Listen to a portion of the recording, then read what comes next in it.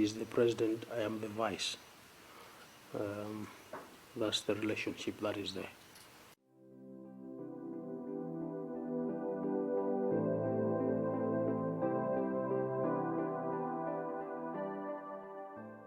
No, none at all.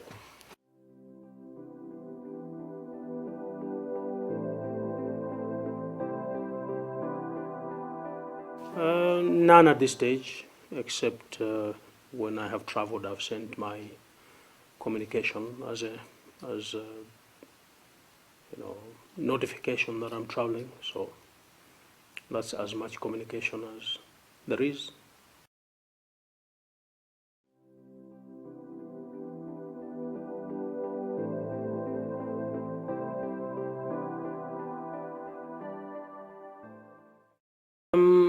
The answer won't be particularly different from what I have said in the past.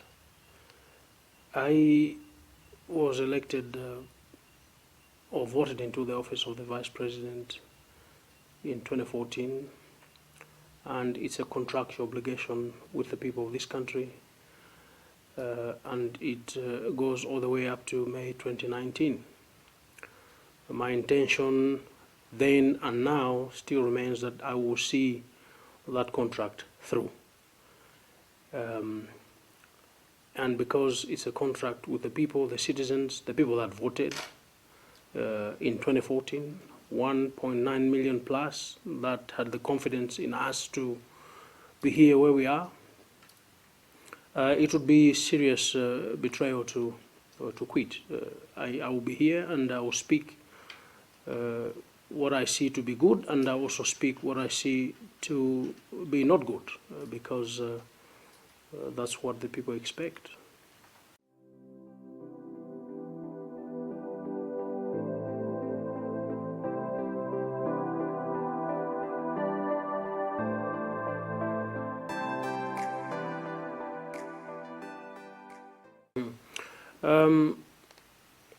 First, it's correct to say that we are rated one of the poorest, and this is something that we must not clap hands for. It's something that we must, really feel sorry about.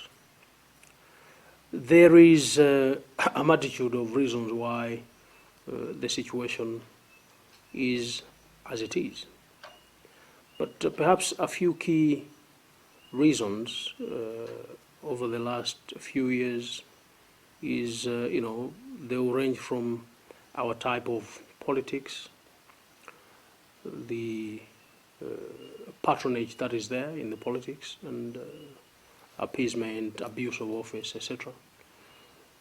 And the fact that we also sometimes as citizens, to some extent, not everybody, but those that are close to the powers that be, are complicit to some of the goings on.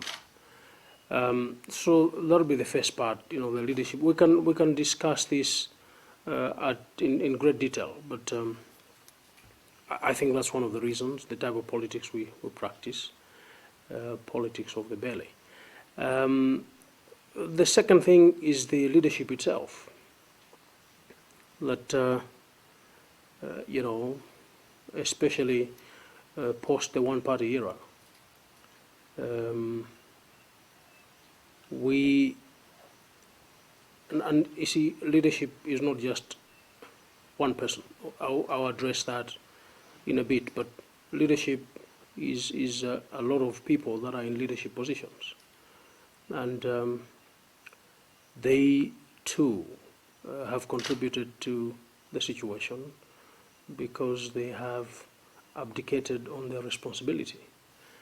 They have known what needed to be done, but they have done the opposite. So that there is an issue that questions the integrity in the leadership that we have. Beyond that, it's also some of the policies that have been put up to tackle issues of poverty. pro-poor policies may not necessarily be the best policies to deal with poverty. And therefore, there is need for us to look at how we address poverty without necessarily just focusing on such policies. And then, of course, the fact that there is serious plunder of public resources that are meant to improve the quality of life, that are meant to or intended to fund developmental projects, etc. So that's also a big factor in that, some of the programs that should have been adequately financed by the resources we have, because of plunder, we have under-resourced programs that could have brought about a better livelihood, better quality of life for the citizens, and therefore begin to improve what is deemed as poverty. And beyond that, the economics itself,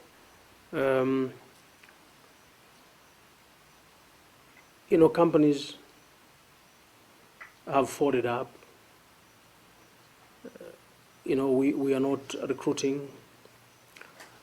Businesses are not, performing as well as they should, because obviously of some of the challenges we have highlighted before. So I think that, and do believe, not just think, because you could put a cocktail of reasons or excuses why certain things happen the way they do, which has led to the situation that we find ourselves in. But in my view, these will be tops in terms of contributors to our situation in this country. We really need to move away from the way we have done certain things if we are going to see an improvement. I mean, when people can't earn, obviously, that's a sign of poverty, and if they can't fend for themselves, that's the beginning of problems. So we have, like I said, there could be plenty, but these are major ones. And perhaps to sum it up, to say it's almost as if it's poverty by choice. We sometimes want to say natural disasters. This is beyond our control. Most of it is within our control. We just don't do what we're supposed to be doing.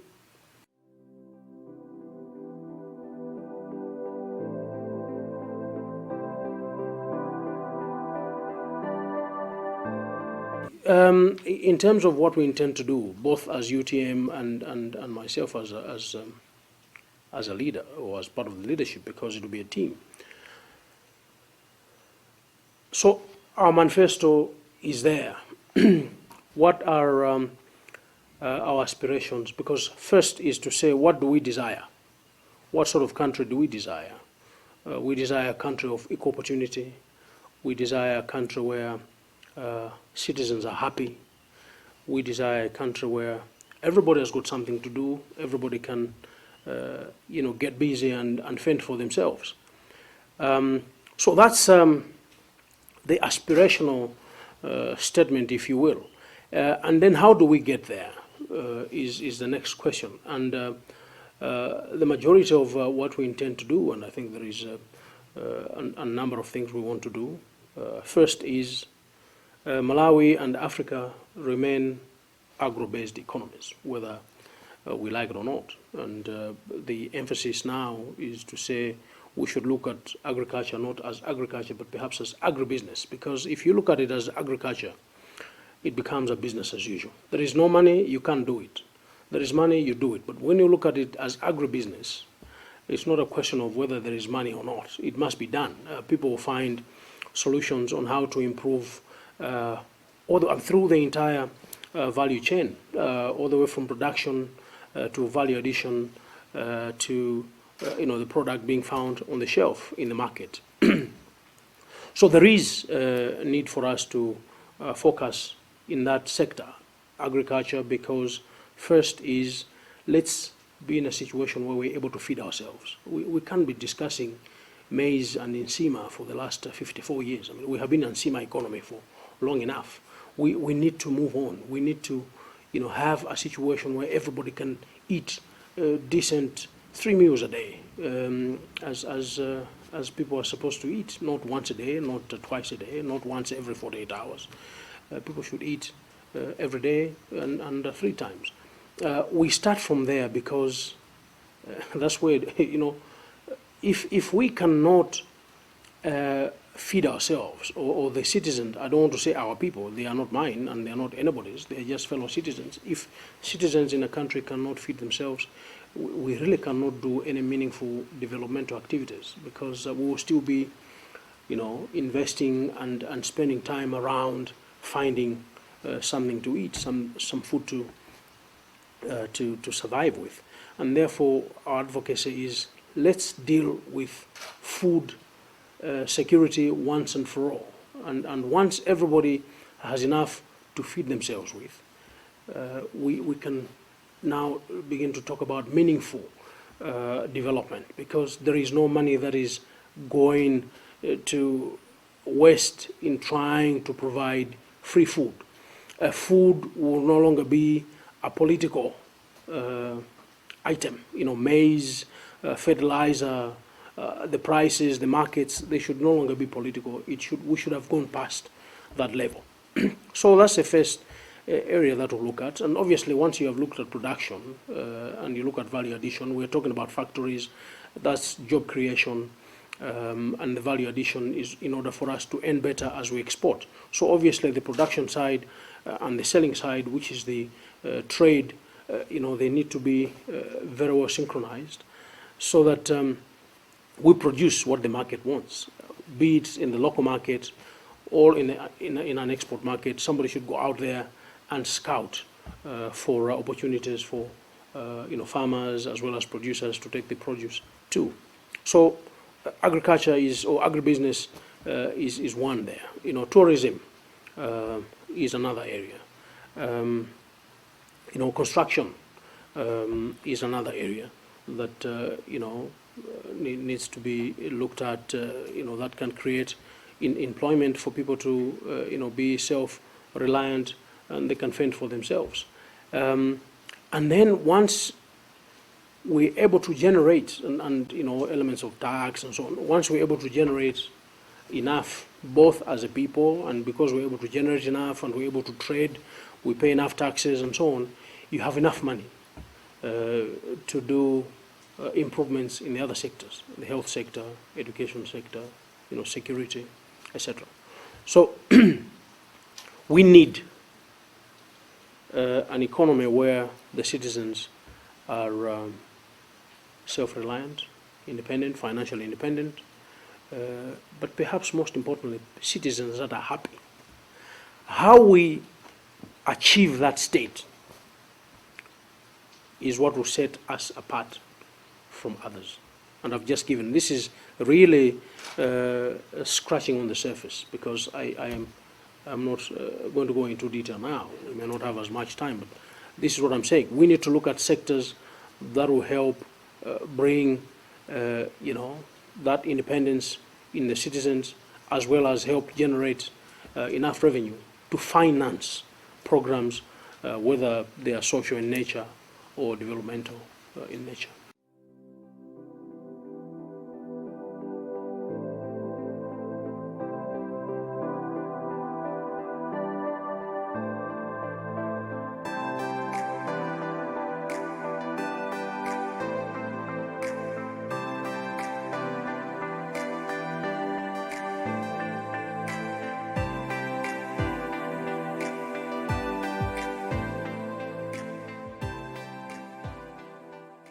Yeah, You see, that's why I started when we were talking about what has led us into this situation of poverty, and chief among the reasons was politics, the type of politics. It's politics of patronage and appeasement. And of course, you can add other elements in there, as you suggest. Nepotism is one of the evils we have to fight in this country, outside of corruption and abuse of office, etc. We know it's not a secret in this country. Everybody agrees, and there's nobody that I've heard that says there's no corruption. We all say there is corruption, and it must be dealt with. And we have said, okay, from the UTM perspective, the enabling law must be there, independence of the ACB, including from the recruitment, and also, amendment of certain sections in the Corrupt Practices Act, as well as the Constitution, Section 91, subsection 2, to remove immunity of the president, because when people are procuring or they are doing some of these things, they like to say these are orders from above. So maybe it's time that we removed the above, and people begin to be held accountable for decisions that they make on their own without necessarily passing the buck and blaming it on somebody else. It may be true, it may not be true, but we need to remove that there. And of course, finally, funding of the ACB, as well as lifestyle audit. How do people justify certain lifestyles against the salaries that they have? I mean, these are things that must be done. So that's on the corruption side. On the nepotism side, because now it's so entrenched, it's almost as if it's an expectation that if you get a president from a different place, then everybody that works with them must be their homeboys. So when somebody else does it, it's wrong. When you do it, it's right. I think we need to move to check our conscience and really walk the talk. If we speak against nepotism, let's behave that way. You find it in procurement, you find it in recruitment, you find it in promotions, you find it in so many ways in the public service, that people that perhaps don't deserve certain positions have them today because they are connected, and these are things that we must deal with. And how do you deal with them? It's to make sure that everybody follows what are laid down procedures. It's there. It's in black and white. People are supposed to be interviewed to become chief executives of parastate organizations. Is this happening today? The answer is no. People are handpicked, and this is illegal, as a matter of fact, because that's not what the law says. You're supposed to advertise. People compete, and the best must be, appointed, given a contract. Unless there is certain reservations, then people must be told why a person who was number 3 has all of a sudden been appointed a chief executive and not the one who was number 1. So these are things that we need to address, and it goes beyond. I mean, abuse of office. These are things that we're seeing today. If you do something, I mean, you slap a policeman and you belong to the ruling party, you probably walk away with it. If somebody in the opposition did the same thing, he just stepped on his toe by accident, you'll be locked up. These are things that we need to begin to deal with, and deal with decisively, so that the future generations should know that to do this is not right, and to do this is right, and we should aim to achieve that.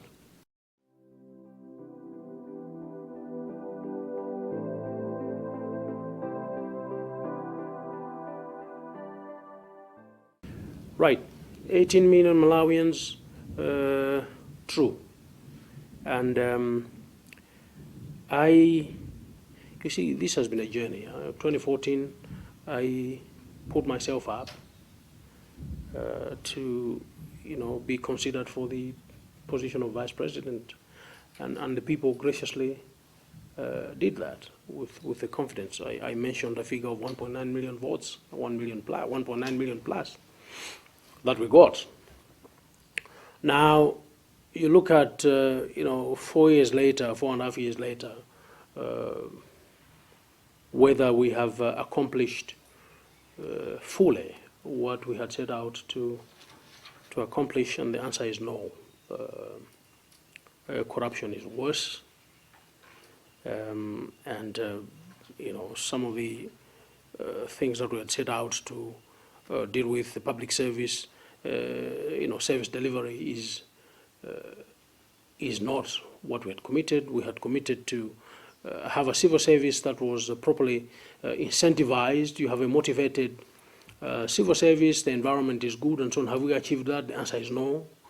We said we needed to have a civil service that is properly catered for in terms of accommodation, be it residential or offices. Have we achieved that? The answer is no. So, and I know that these things can be done using both local and international accessible financial resources. I have been there. Whatever lead or assignment I was given to do, and whatever programs I was given to champion, the proof is there for all to see that they were done with a degree of distinction, be it with disaster management, be it public service forms, and whatever other assignments were given. They were done to a level of satisfaction if the feedback that I got was anything to go by. And that, coupled with prior experience working in the private sector at a very senior level, and successfully so, it does put one in a position where they are able to do better for the benefit of fellow citizens. Go to the office there, when you look at records, we have been audited, the records are there for all to see. That's what we want. If we say we want a leadership that is accountable to the people, there it is. Don't hide. These people are the ones that put us in these positions. They want to know how we are spending money. Let them go. I mean, there is an auditor general to go there and say, look, we think that this gentleman here was abusing state resources and they must be held to account. That's what we need. And all that, plus the experience and the know-how, and I am ready to, given the opportunity, I'll do my very best. And I can assure you some of the things that we say and people disagree with are very doable. 1 million jobs in this country in 1 year is still very doable, by the way. And getting people to have 3 meals a day, every day, is also doable in this country. And changing the fortunes of the people in this country, being the youth, or be it the youth, the women, the people with disabilities, is doable. I mean, I don't believe in saying things are impossible. It's not impossible. It is very possible. Today we are being watched on TV because somebody said it was going to happen. It's happening.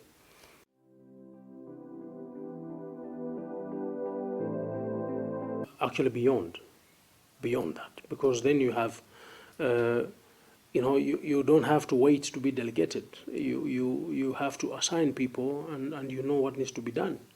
Crack the whip where it must be cracked. Get people to be accountable, and hire people on merit. If they don't perform, send them home. Bring others that are going to perform for the betterment of the country.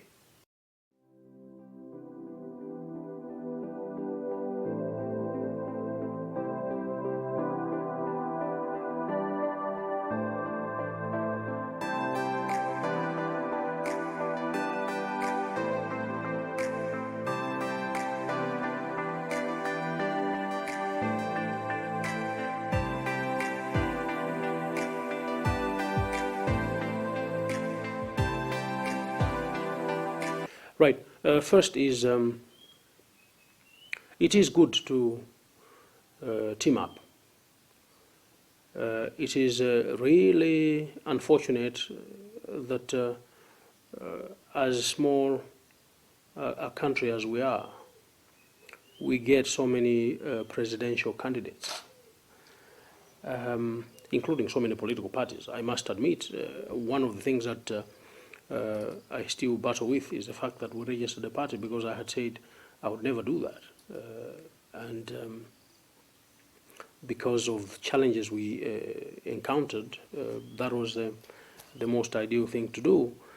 But we should not be having so many presidential candidates. I mean, it's like a joke. The US, as big as it is and as successful as it is, you hardly get more than 3 presidential candidates. If one was independent, you have Republicans and the Democrats.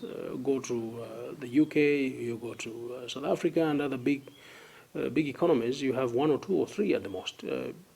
The current count for the 2019 election, we are sitting on 13 and perhaps counting, which is really unfortunate because either we don't fully understand what the job entails, or we're basically saying anybody can do it,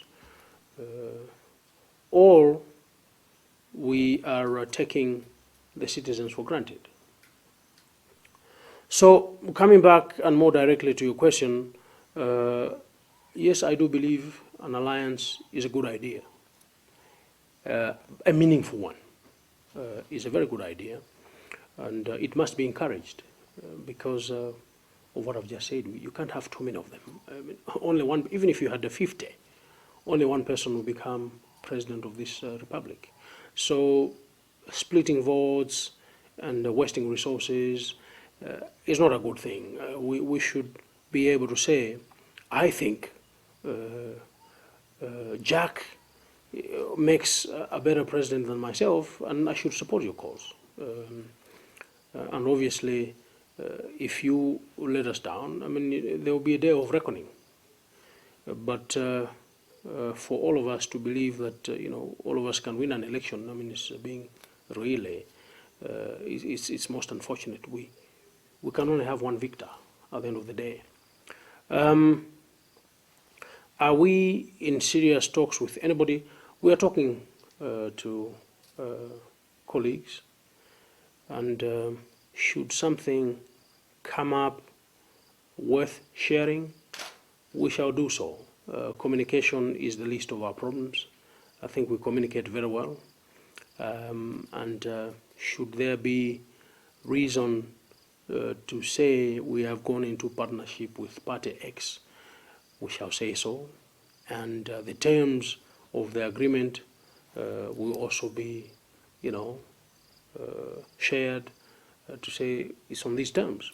And we move forward and support 1 or 2 candidates, 1 being the president, 2 being a member of parliament in a particular constituency. So yeah, coalition or alliance, a very good idea, but it must be meaningful. There must be reason behind it. It's not just partnering for the sake of partnering. It must be to achieve victory in the elections that are coming. And yes, at an opportune time, should that materialize, then we shall come out and say we are partnering with Party X for the following reasons, and please support us.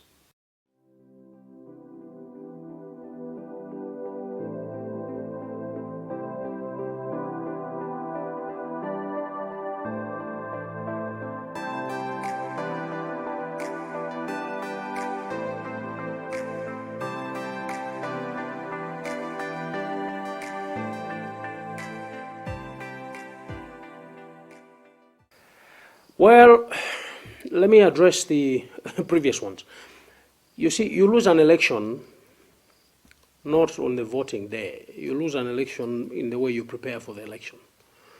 And, we've had cases where some parties have gone into elections, even right now as we're campaigning. Others have already gone to Sanjika, even before you vote. And when they lose, they think that somebody has rigged the election.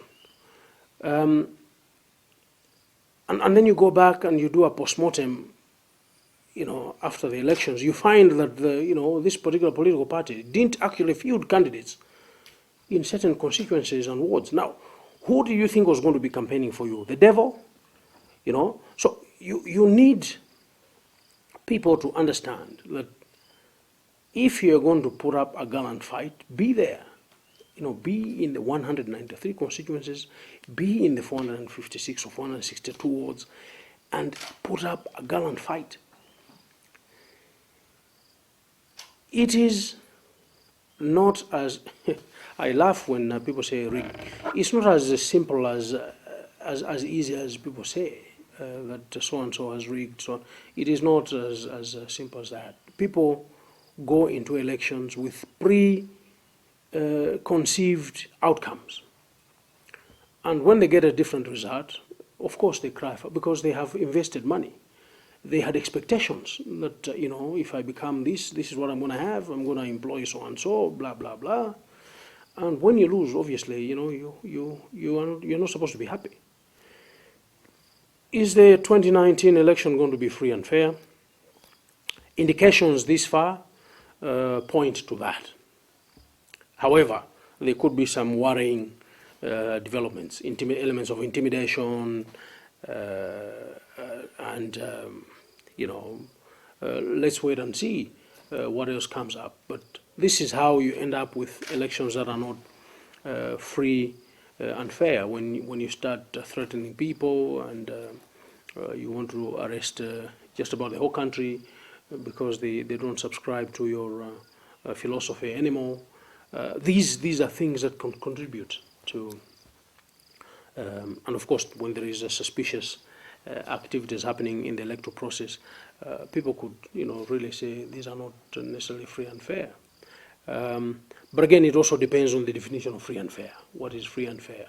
People were able to go and vote, cast their vote, they came back, and then what comes out next is the Electoral Commission announcing who the winner is.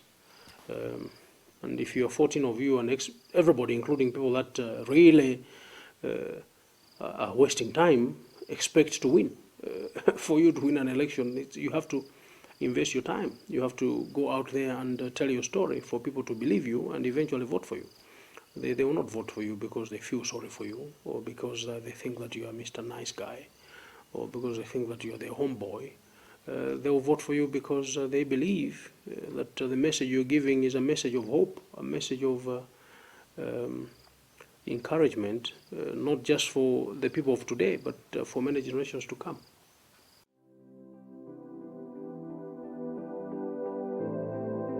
Well, in closing, look, I just want to say that we have tried different leadership. We need to look at what we have seen in the past 54 years, and where things have looked up is when you get a leadership that has got a proven track record of working and delivering results somewhere. And this is how we should be approaching the next election. We should look at leaders that have got a proven record of working and delivering results, not because they're your homeboys, or you feel sorry for them, or whatever. It must be people that have a proven record. We should move beyond the usual. I mean, the politics as usual. What is politics as usual? Politics as usual is, these are the only people that can do politics in this country. Try new politics. Politics that is not going to appease people. Politics that is going to allow for appointments to be done on merit. Politics that is going to respect citizens. Politics that is going to have a leadership that will respect the rule of law. We want, leaders that respect rule of law, not leaders that are rulers of the law. We want a new era of leadership. We want a new Malawi that citizens will be genuinely happy, not happy clapping hands for their leader, but because they have enough to be independent. They have sweated for it, and they have seen the benefits of hard work, and that kind of Malawi is possible. We can do it, and the people that are going to do it is you and me. We must leave a better country than we found. We must leave a legacy that others are going to talk about for years to come.